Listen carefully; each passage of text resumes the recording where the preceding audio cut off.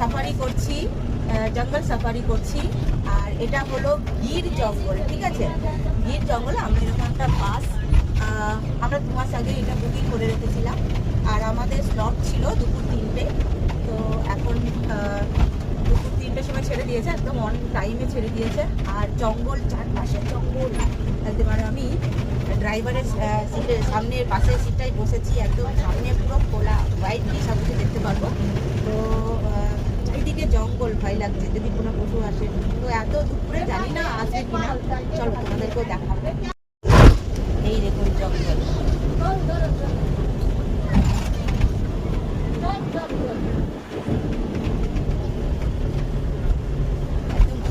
যে এখানে একটা সিংহী বসে আছে, ঠিক আছে?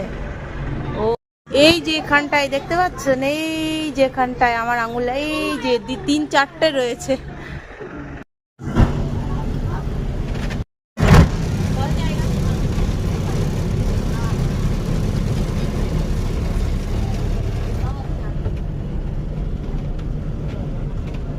এই যে হরিণ আমাদের দিকেই তাকাচ্ছে।